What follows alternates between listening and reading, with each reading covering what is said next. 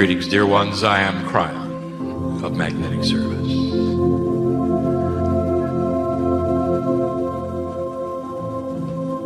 That is the greeting, you know.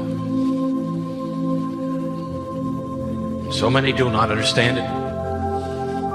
It sounds cryptic. It's supposed to. But the service that I give to humanity isn't necessarily one that is magnetic, but that's how it started. Are many like me. I speak through my partner at this moment using his voice, his consciousness. Again, I tell you, I use his filter as a human being. The process of channeling must involve these things every time. And the clearer his filter, the more you'll feel who I am. The more allowance he gives to the process, the clearer you'll see the Creator inside. And so here we are again. I don't want to make it long, I want to make it powerful. I want the energy of what is to be said here and the profundity of what is at hand. For we speak now to those who are hearing this after the fact, your time. To those who are reading this after the fact in linear time.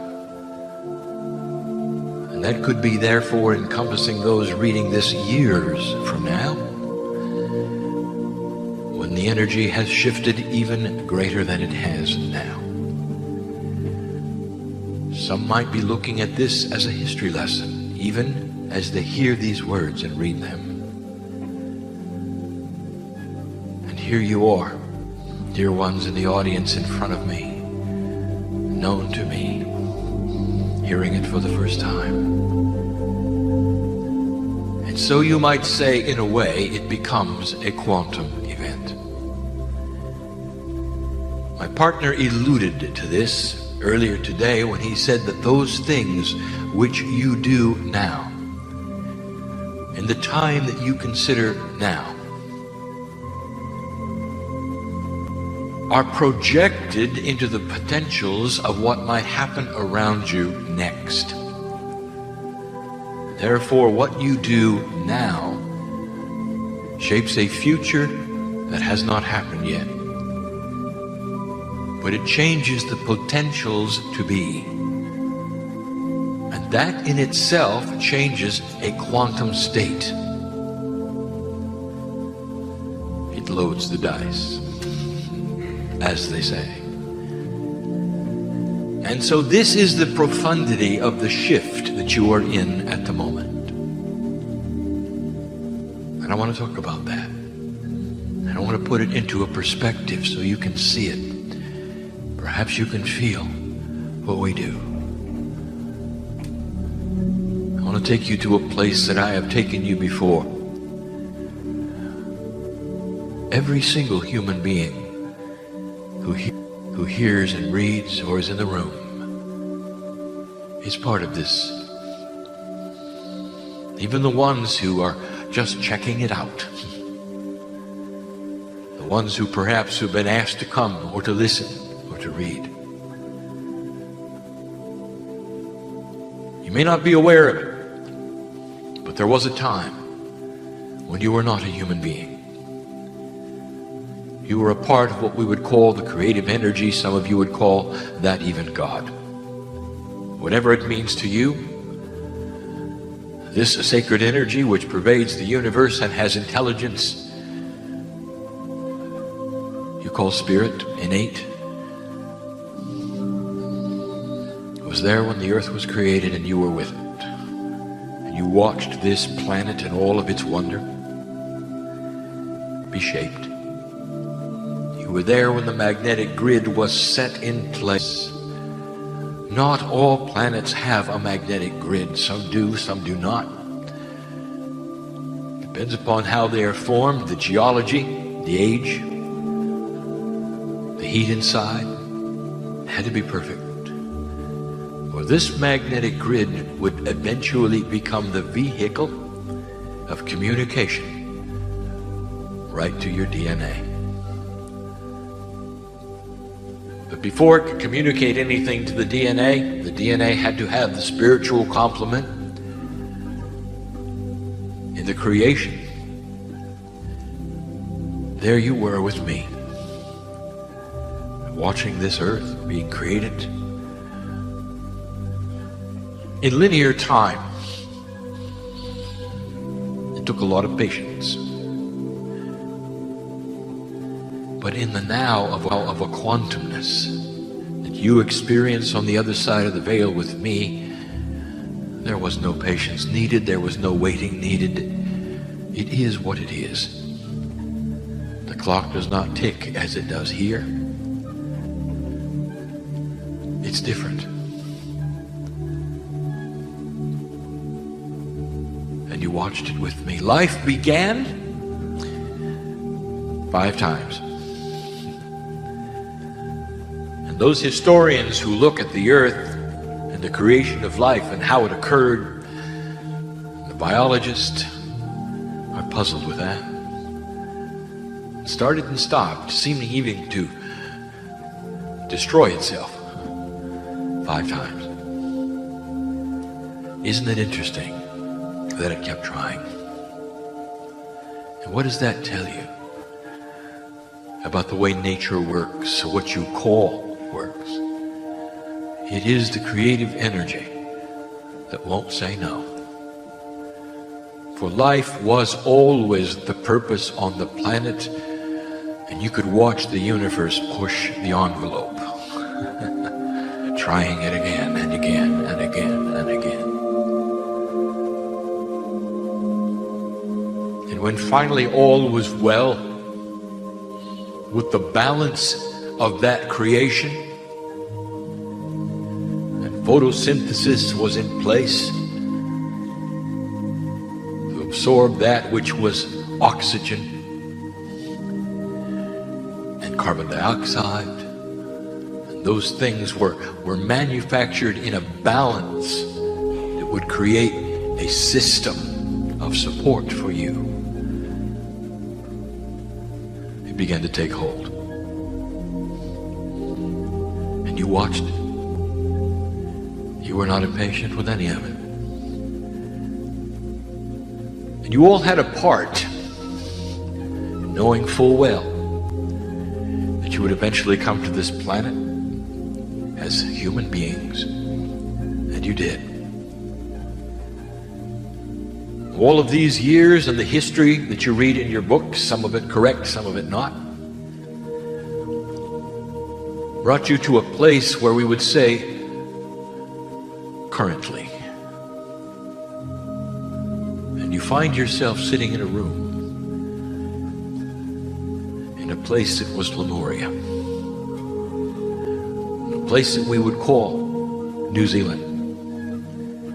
There is harmony here. There is beauty here. There is purpose here. And you are made aware through the channeling that perhaps you were brought here than you thought. In past lives, perhaps you are your own ancestors. Perhaps some of you in the chair, no matter what you look like now, participated literally in the first crops ever grown here, the first energy ever planted here, the first children ever born here. And the land knows you and you know the land. That is the possibility, is it not, of some of you? The vibration of the planet rose up and down. This was the work of the Mayans, to observe this, to look at the fractals of time that may support it. And it went up and down with the predictions, where you are allied to Gaia. And in this vibrational alliance, you worked together. And each time it went up and down, it increased and decreased proportionally. You might even say waves of time created societies, beliefs, and you were there. Each time a wave occurred, what you don't know is that esoterically there were choices to be made. And sometimes the choices were to stay the same, and sometimes the choices were to move forward. History unfolded until you got to 1987. And that was the point at which this planet looked at itself. And the vibrations were poignant with decision. And the higher selves of all humanity, all at the same time in a quantum state, were polled. That is to say, you took a vote. And at that vibratory rate, the question was asked, do you wish to move into a new paradigm or stay the same? This was not a new question. This had been asked at the juncture of every vibratory potential. And you said yes. That's when I came. That's when I started this journey, where I would come into the planet and ally myself with a human being for the first time. Kryon, does that mean that's the first time that you'd ever channeled on the earth? Absolutely not. For I had come and I had gone, testing the waters. There was one even before my partner, and my partner acknowledges and honors this life. His energy is even here now. And my partner speaks his name. His name is Frank. He helped start it all. Oh, there is much you don't know. And finally, as you see it, over 21 years ago, slowly my partner picked up this gauntlet to do what you see him do now. And that's not the story we came to tell you, for it's about what happened to you. A paradigm shift for the planet would absolutely create a situation where those who are in the business of fortune telling, the prophets of old, would have their information then voided. This would have to be the proof that there was a shift. And slowly, as time unfolded, humanity got to see this very attribute. Some were impressed, some were not. Some felt that things are just as they are and nothing changed at all. And others saw the profundity of all of it. For one by one, you got to see the prophecies of Scripture not happen. One by one, you got to see all of those things which you were told potentially were there, not happen. The indigenous, they had the systems of prophecy, and they gave them to you. Some of them aligned with modern day prophets, and those things did not happen either. Instead, you had other things take place that even today you do not see the synchronicity of.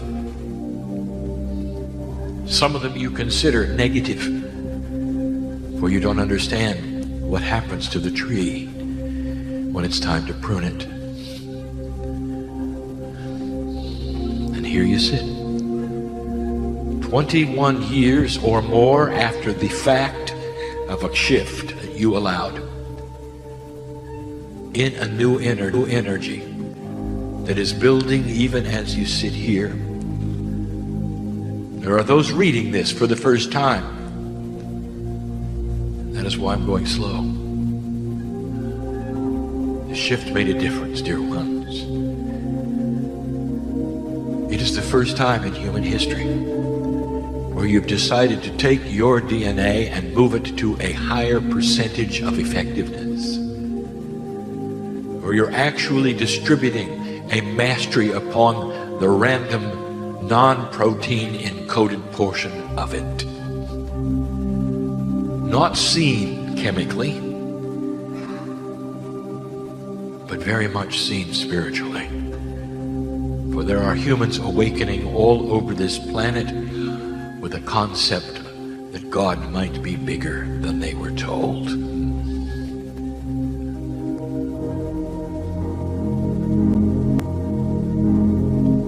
10 years ago, my partner brought you the concept that the children of the planet might be evolving first, and they are. They're becoming slightly more quantum. Their DNA is different than yours in the spiritual quantum portions of it. The chemistry that creates the 23,000 genes of your body remains the same, for your bodies remain the same, and they will continue to look the same under the microscope. But the instruction manual, which is 90% of DNA, which is non-protein encoded, has changed. The children become more conceptual. That is the attribute of one going from linearity to quantumness. They are less linear and more conceptual, and that is first noticed in their training and education. For the old paradigms of linear education are falling upon them unsuccessfully. They don't like it. A conceptual mind does not want a linear lesson. They want a conceptual lesson. And until you change the education to match the consciousness of those you are trying to educate, it's going to be a battle. Let this be heard to those who are of high consciousness in charge of education. The children will respond far better than you think. What does this mean to you? What does this mean to you today? As you sit here in this we will call the Great Shift. This vibrational shift has upon it the potential of the highest vibration humanity has ever seen. And you are raising yourself to the occasion, and you will rise. And we see it for more and more are coming forth with new ideas. Now let us make something clear. My partner goes slow with this. Listen to me. Blessed is the human being who finds the Creator inside, no matter how they do it. Perhaps they're alone and they realize something is different, and they find they can love themselves more. And they've never heard of Kryon or the New Age or metaphysics or esoterics. They are as blessed as you. This is not about joining anything. This is a human being evolving spiritually worldwide. In the process of this, you are going to see that which you call mainstream religion alter itself. It's not going to go away. It shouldn't. Blessed is the human being who finds the Creator in their church and can sit and sing the songs and kneel at the place they wish to and find the love of God pouring into their heart. And if it's through a prophet that told them about their mastery, it is good enough. For it changes the vibration of the earth, just as you have with your epiphanies today. We are saying, do not then linearize and quantify who you believe is correct or not correct in this shift, for there is no such thing in a quantum energy. Kryon, how can everybody be right? That is the lesson, isn't it? That is the lesson, isn't it? Can you go there with me? Can you go there with me? There will be those who will criticize others' love. You're not loving correctly, they'll say. You're not fitting into the doctrine correctly, they'll say. And I am telling you that the doctrine is about the love of God. How you accomplish it is your path. But we see it all as love. Of an energy that does not require organization or walls or buildings or doctrines or prophets. It is a quantum energy, an epiphany that is happening worldwide. No organization, no leadership, and yet millions are awakening to a possibility they've lived before, that they were their own ancestors, that they can go into the Akash and improve themselves to make this planet vibrate higher. This is an evolution of human nature itself.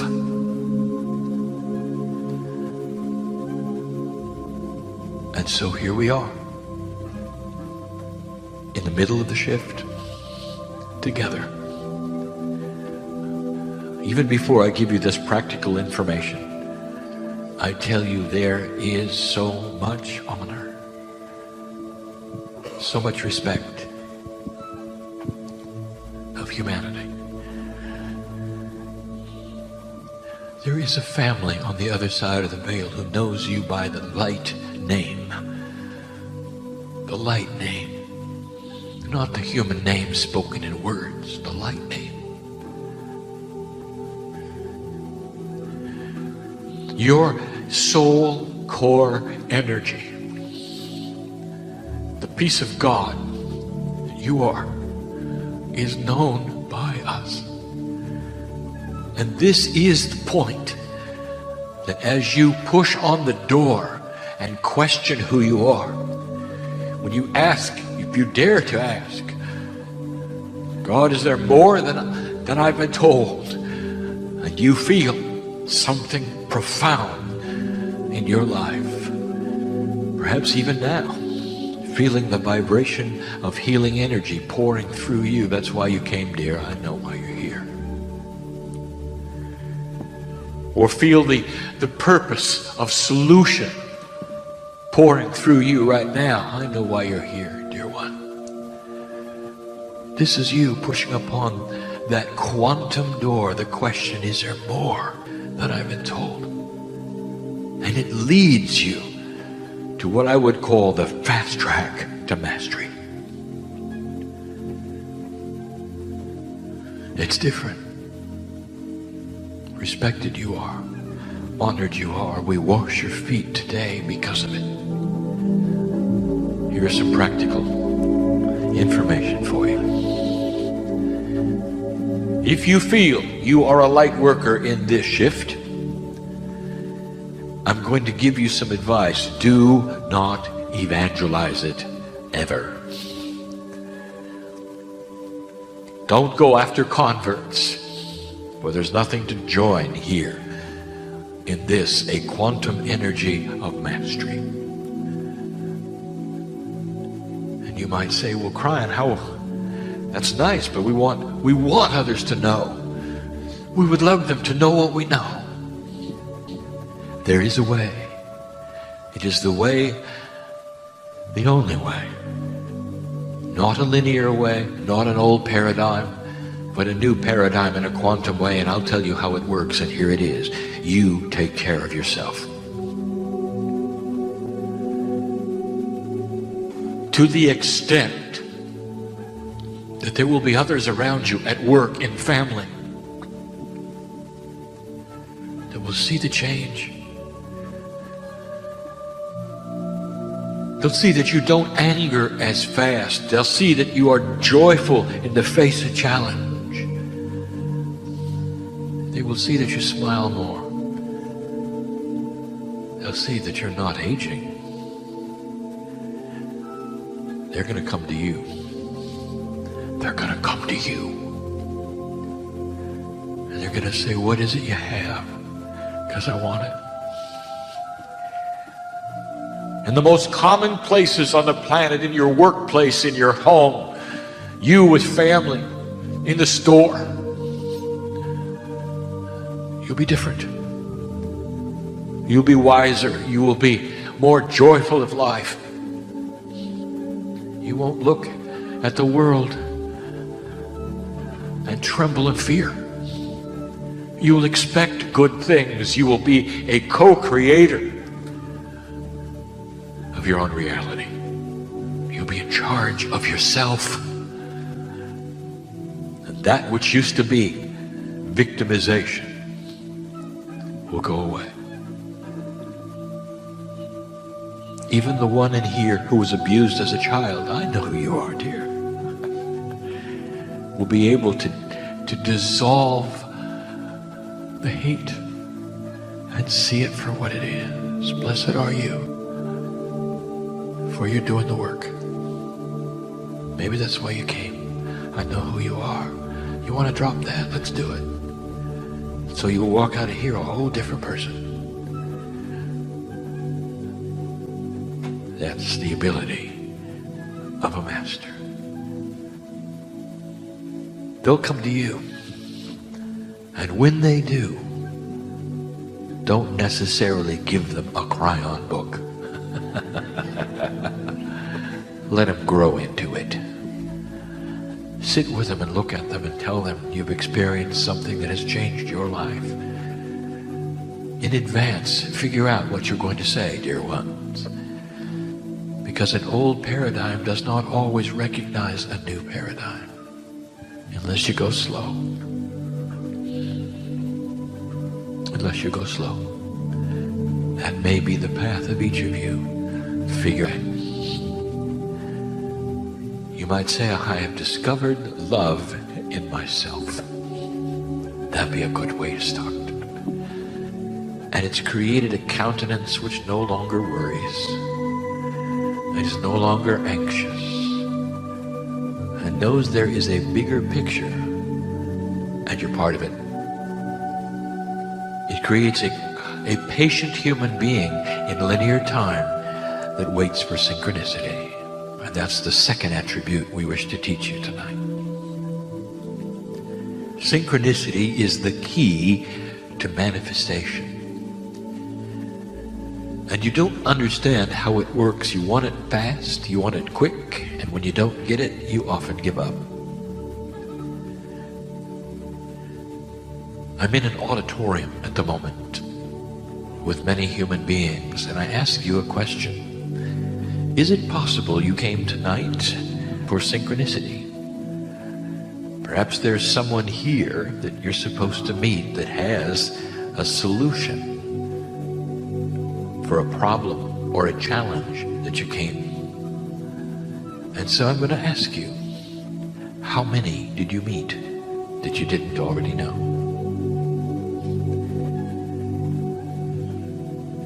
Not all of you did. And I want to tell you what that means. You're in the right place at the right time, and if you did not meet them and you were not aware that you even should, or using the synchronicity and the intuition you have, they'll just walk right out that door. And then you're going to have to develop new synchronicity, and it's going to have to happen all over again. Oh, it will, because you're creating it. You didn't miss out. But wouldn't you like to have it a little faster than not? And And that requires every single human being that goes to a gathering like this to put up their intuition antenna. Who am I supposed to talk to? Who am I supposed to meet? And it'll work. In this new attribute of the efficiency of DNA increasing, the quantumness of it manifests itself in increased intuitive power. Did you get that? Start using your intuition as your map, as your guide. You look at someone. Are you supposed to speak to them or not? And dear ones, if you're supposed to, they're not going to run away. They're not going to be offended. They're going to light up. They're going to light up. Because you are their synchronicity as well. Do you understand how this works? It's a beautiful thing. That's the teaching. To manifest in this way and begin to use these new tools that have been given to you slowly, with integrity, and in the process, don't push. The human being wishes to push it forward, for the human being's bias is that where time is always running out. Did you notice? When you were 4, when you were 5, impatient you were, very much so, for the holidays to come, for the vacations, for that time when you give gifts. Do you remember? You could hardly sleep. And it hasn't changed a bit. It's built in. Absolutely built in. This is your bias.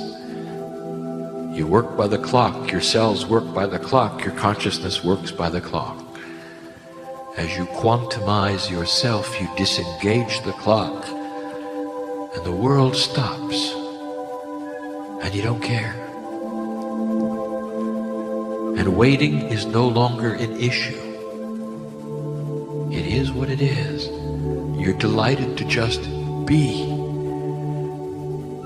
So you change the paradigm from doing to being. That's the advice for today. It's enough for you to absorb today that this shift is taking place when we arrived. For all of these years, we have been telling you about something you created. Spirit is only watching you work, giving you the advice while you work, loving you while you work, being next to you, supporting you. Make no mistake about who is in charge. A human being who locks themselves in their room and waits for God to visit them with some miracle is going to be sad indeed. Loved every bit as any other human. Unlock the door, come out and push a little on synchronicity. And here's how you do it. By going to places like this, meeting those of like mind, aligning and creating alliances with those who have the solutions for your challenges. They're here. Go with the love of God in your heart and know it is the creator energy. And so it is. Greetings, dear ones. I'm Kryon of Magnetic Service. The energy of Adiranda, beautiful. The words dripping with love and truth. For I want to give you the truth of joy. The real truth of joy. How is it seen by spirit? Joy. How is it seen by humanity instinctively? Joy. So I'm going to start with what you don't expect. I have given you information now for years that this planet wallows in old energy. And the whole reason I'm here is because that will change. That for eons, literally, humanity has been in a low consciousness state and never ever lifted itself out of it. Not really. It had peaceful times, but always turned into war yet again. There was never a coherence in humanity. There was always mistrust, mostly between those of different countries who didn't talk to one another, or even if they could, their leaders wouldn't let them. This is a low consciousness planet for so long, and now it begins to shift. But let's talk about joy, happiness, the intuitive attribute of smiling. My partner has been around the planet and has learned much. He was not prepared necessarily for the greetings he got in 2 countries. I will have it remain nameless. And in those countries, he was informed he smiled too much. And he was taken aback by that, and he said, "What do you mean?" And they said, "Well, in our culture, smiling is not really something you should do because it means you're hiding something. You see, the one who smiles is a dishonest person," he was told. He didn't pay attention to that. He did it more, just because that was his reaction to having that news. He was in one of these countries, in a small restaurant, and a young person, barely 18 she was, bent down at his table and spoke quietly. And she said, "I see the internet all the time, and it just seems like Americans, they smile all the time. Is it really true, sir? Because I know you're an American, I can see it." And my partner said to her, "Well, they don't smile all the time, but we do smile a lot." And he always remembered her reply. And she said, "I'd like that to happen here." That's the young people starting to watch the internet, starting to see so many things they never saw before, and learning something they never knew before. Why is joy something that gets suppressed as a condition of control? And the reason is because joy is one of the primary God energies of the creative source, if not the primary one. From those in those countries, I would like to talk to their mothers. Say, when you have the child, and you come home with a child and you're so enamored with the child, what do you do? What's the first intuition you do? Do you bend down over the child and teach them to frown? And the answer is no. You poke them and you tickle them and you want them to smile, don't you? That is instinct. Every single mother knows this. You don't teach the child to be unhappy. That they will learn by themselves by watching you, if you so choose. But the first thing a mother does is to get that child to laugh. Because when the child laughs, your world lights up, and you know it. That's from the other side of the veil, dear ones. I want to give you an example of something. I want to walk you through something. Human beings are very linear, and you have no frame of reference other than your own. This is not an indictment of who you are. This is simply the way it is. There can be no other way. Your only reference you have is what you see and who you are.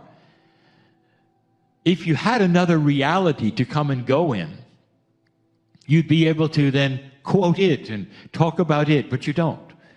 You have that reality, which is you. In this linear reality that you experience, there's one human, one name, one face. That's you. You see it every day in the mirror. You don't think of yourself as being multiple, even though you are in a multidimensional form or way. You don't really look at yourself and see your soul, although you have one. You don't look at yourself and see the Creator, although you are part of it.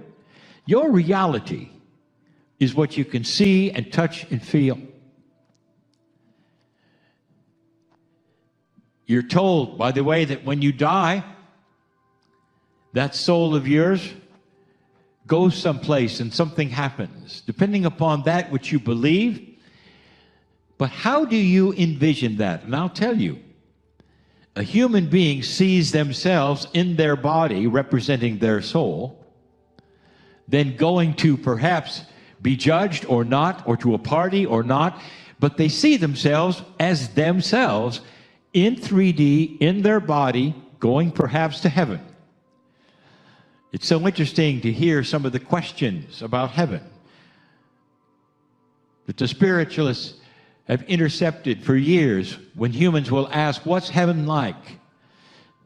Can we see like we see? How can we see without eyes? You'll say. This is what the questions are.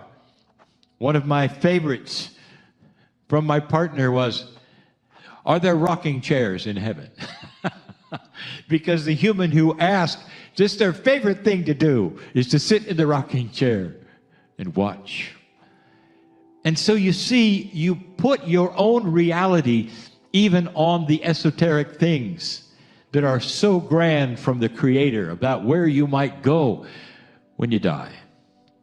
But you put that in a human form, in a three-dimensional form. You see you as you and ask that question, how can I see without eyes?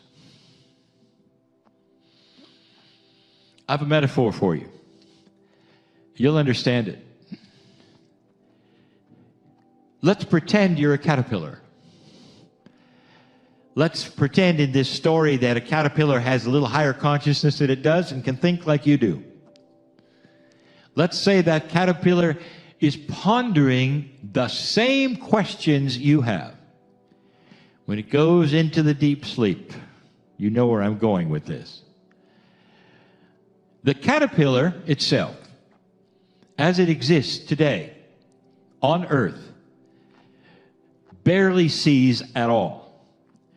They can differentiate light from dark and see shapes, and that's about it. It's good enough for them because they don't know any different. That's their life. And the caterpillar is asking itself, when I go into that deep sleep, into that great beyond where I am told I will fly like a bird, how will I be able to see? Will I be able to see as good as I do now? I hope so.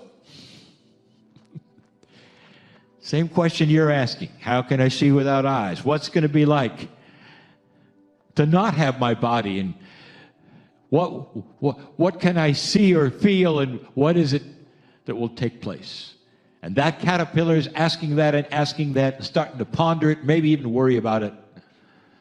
And then it goes into the deep sleep. It goes into the cocoon, and magic takes place. There aren't many of these for you to look at, dear ones. That metamorphosis of that caterpillar is a miracle. When the caterpillar emerges as the butterfly and spreads its wings, indeed, to fly like a bird, let's look at the eyes. That caterpillar worried about the eyes. That butterfly has thousands of images that are clear. That butterfly can see ultraviolet light and polarized light. That butterfly can see the colors it needs to for the pollination of the flowers. It sees 100 times, 1,000 times better and differently than the caterpillar ever conceived sight would be. When you take your last breath and a little time has passed, your soul goes into a metamorphosis. And I'll tell you, that soul of yours starts to fly. And you don't have eyeballs anymore. You have sight. You don't know what sight is. You have sight and the feelings and knowledge and awareness. You don't even know what those names are compared to what you will have. Because being a human on earth is so different from going home. It's a temporary, hobbled condition that so many of you endure without joy. Never understanding that joy is sacred. Joy is from the Creator. That's what's in heaven. Joy. And in you flying like a bird, you can not only see as you well thought you could as a human, but you can see light that you never saw before. All the spectrums. We sing your name in light. We cannot explain that which you become and who you are. Let me tell you the first thing that you feel. Oh, dear human, in linear form, you see yourself passing away. And you see yourself as a human being in linear form, perhaps walking a stairway, and you're going to meet somebody, perhaps at the pearly gates, as you're told, or whatever that, which is the metaphor of leaving and coming and meeting somebody from the other side for the first time. What's it like? I'll tell you what it's like. Because that is what you're going to remember, what it's like. The first thing you're going to meet and see and feel is joy. That's what I want to tell you. That is probably one of the largest, most profound truths I could give you. What's it like on the other side? Joyful. That is the essence of the creative source of the universe, of you, of your galaxy. That I am trying to pass on to you and tell you, when you find joy, you find everything. You find health. You find extension of life. You find beauty. You find reason for being alive. You find peace. And when this planet starts to become what it's going to be, you're going to look back and say, what made the difference? And I'll tell you, everybody could smile at everybody, and you wouldn't distrust anyone for doing it. This is the truth, dear ones. And it's why we talk so much about what we talk about. Bringing that which is from the other side of the veil to earth is the theme. Because as the veil starts to lift and lessen and be more transparent, you're going to find not just an increase in integrity, but an increase in reason for being, laughter, happiness, and joy. I would not give you these things if it were not the truth. Feel it in your very essence, because you have the ability to discern right now if I'm giving you that which is true or not. It is built into you. It is part of you. Old soul, it's the lineage of why you're here today, and so it is.